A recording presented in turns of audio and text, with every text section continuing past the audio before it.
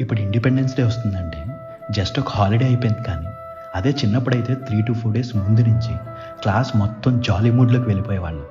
పెద్ద పని ఏంటంటే క్లాస్ని డెకరేట్ చేసుకోవడం, క్లాస్ మొత్తం డబ్బులు పోగు చేసుకుని కలర్ కలర్ రిబ్బన్స్, ఫ్లాగ్స్తో క్లాస్ అంతా డెకరేట్ చేసేవాళ్ళు. టీచర్స్ ఎవరు కూడా క్లాసెస్కి వచ్చేవాళ్ళు కాదు.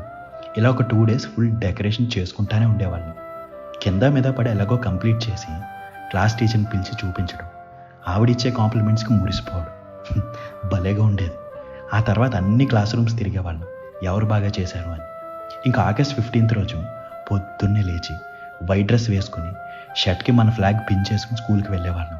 ఆ రోజు మెయిన్గా వెయిట్ చేసేది ఎందుకంటే ప్రేయర్ అయిపోయాక జనగణమన కూడా పాడేశాక లైన్లో నిలబెట్టి స్కూల్లో ఇచ్చే స్వీట్ అండ్ మిక్చర్ ప్యాకెట్ కోసం.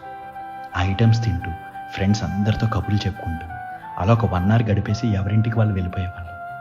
ఇంటికి వెళ్ళి యాజ్ యూజువల్గా ఈటీవీలో రోజా సినిమా, జెమినీలో ఖడ్గన్ సినిమా చూసుకోవడం. ఎవ్రీ ఇయర్ అవే సినిమాలు రిపీట్లో వేసేవాడు, అయినా చూసేయడమే. అవన్నీ తలుచుకుంటుంటే భలేగా అనిపిస్తుంది నాకైతే. మీరేమంటారు? మీరు ఇలాగే చేసేవారా? చేస్తే కామెంట్స్లో మీ మెమరీస్ అన్నీ షేర్ చేసుకోండి. ఉంటా అండి. ఇట్లు మీరు ఎలాగ మోయ.